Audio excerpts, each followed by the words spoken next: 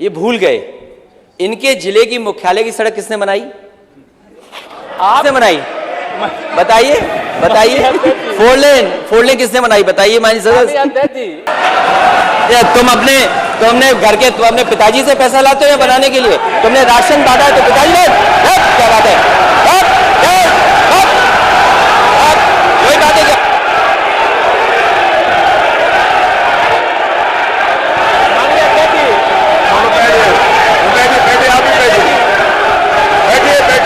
इसलिए मत करो, इसलिए मत करो, इसलिए मत करो, इसलिए मत करो, इसलिए मत करो। एक मिनट, वो मैं कहने जा रहा हूं मैं कहना, अध्यक्ष महोदय, जनता ने तो इनकी गर्मी निकाल दी थी जो बैठे हैं सामने।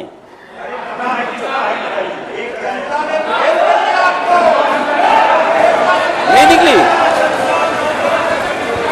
नहीं, देखो, गर्मी गलत शब्द नहीं है। गर्मी गलत शब्द क्यों मानते हो इसको? अरे अब तो खुश रहिए। और देखिए क्या हुआ, फिर गर्मी निकली, फिर डिप्टी सीएम बन गए। अब आप बताइए किसकी गर्मी निकली अगर आप डिप्टी सीएम बन गए तो? ठीक है, बात हुई। ये हार गए तो बात हारे कि नहीं हारे? हम तो स्वीकार करते हैं जो जनता ने का दावा करने वाले सतर्क पे रह गए। और का दावा मैं नहीं कर रहा था, आप कर रहे थे। ठीक है, हम सतर्क पे रह गए, लेकिन आप पलट करके देखिए, क्या बैलेट में हम लोग कितना जीते थे? बैलेट में कितना जीते थे? और दुनिया में कितने देशों में ईवीएम से वोट पड़ता है, ये भी बता दो माननीय सदस्य आप। बताइए दुनिया में। आप माननीय नेता प्रतिपक्ष, माननीय अध्यक्ष जी, नेता प्रतिपक्ष जी अगर उत्तर जानना चाहते हैं, बैलेट से पेपर जब 2012 का चुनाव हुआ था तो ईवीएम से हुआ था, तब अच्छे हो गए। मतलब असत्य बोल करके, जनता के बीच में ऐसी बातें रख करके 300 यूनिट बिजली फ्री देंगे, सब नकार दिया। अध्यक्ष महोदय बोले, मैं अभी बोलूंगा आपके। अब तो लगता है थोड़ी गर्मी निकली, अभी गर्मी और निकलनी बाकी है इनकी। लेकिन 2012 के सरकार बनने के बाद जब 2014 का लोकसभा चुनाव होता है, उस समय अपने काम के बल पर दावा किया गया था कि उत्तर प्रदेश के अंदर भारतीय जनता पार्टी का सुपड़ा साफ करेंगे और समाजवादी पार्टी प्रदेश के साथ देश में भी सरकार बनाएगी। अगर इनके कार्य तनिक भी अच्छे हुए होते, जिसका बड़ा गुणगान इतनी देर से मैं घंटे भर से सुन रहा हूँ, आप भी सुन रहे हैं, पूरा सदन सुन रहा है, पूरा प्रदेश सुन रहा है, और उसके गुणगान का उसका जवाब जनता ने दिया। जनता ने क्या जवाब दिया? सुपड़ा साफ हो गया समाजवादी पार्टी का। मैंने कहा सुपड़ा साफ हो गया समाजवादी पार्टी का। उसके बाद बड़े दावे किए जा रहे। 14 में हारने के बाद 2017 का विधानसभा चुनाव आया तो 5 वर्ष की उपलब्धियां जिसको आप गिनाते हुए थकते नहीं। मैं नहीं जानता हूं ये आपको कौन सा रोग है। अगर कोई रोग है, मैं कहूँगा आप जांच नहीं कराएंगे।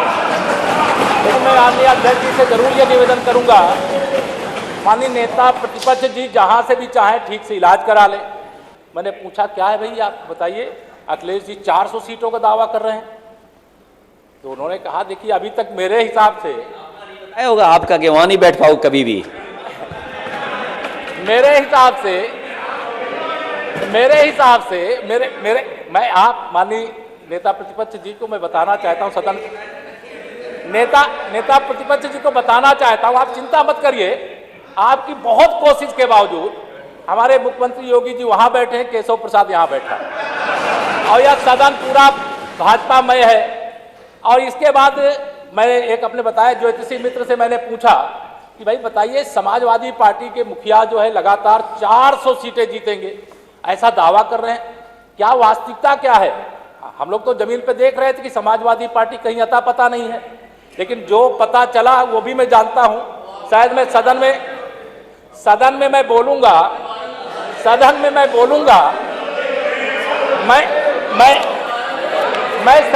बोलूंगा।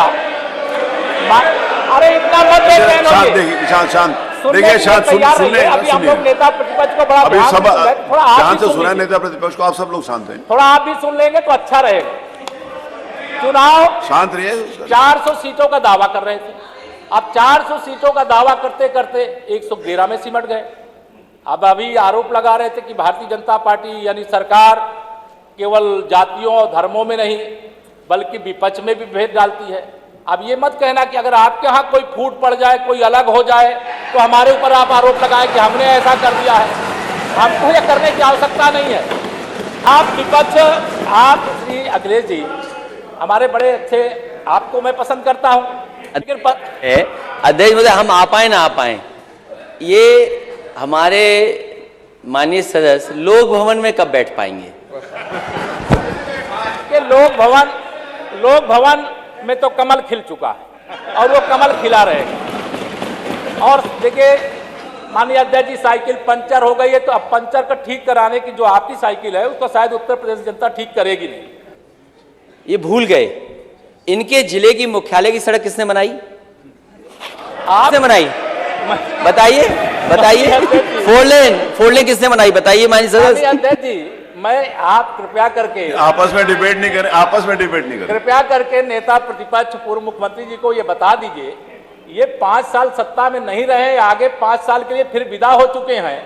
2027 में चुनाव आएगा, मैं तो यह मानता हूं कि फिर कमल खिलेगा। फिर आपका अभी कोई भविष्य इस समय नहीं है, लेकिन सड़क किसने बनाई है, एक्सप्रेस किसने बनाया है, मेट्रो किसने बनाई है?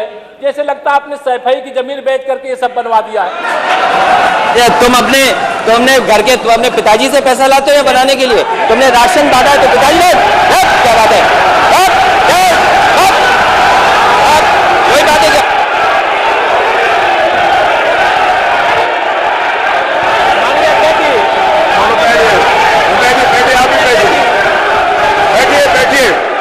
बैठिए, आप भी बैठिए, राजेश जी आप भी बैठिए, सब लोग बैठे, आप भी बैठिए, आप भी बैठिए, सब लोग, नेम जी बैठिए, राजीव बैठो, आप भी बैठिए प्लीज, आप भी बैठ नहीं, आप बैठिए, आप बैठिए, जवाब हो गया, उन्होंने दे दिया, आप बैठिए, आप हो गया जवाब, वो नेता है ना माननीय अखिलेश जी ने दे दिया, आप बैठिए, आगे बातचीत चलने दीजिए, बैठिए।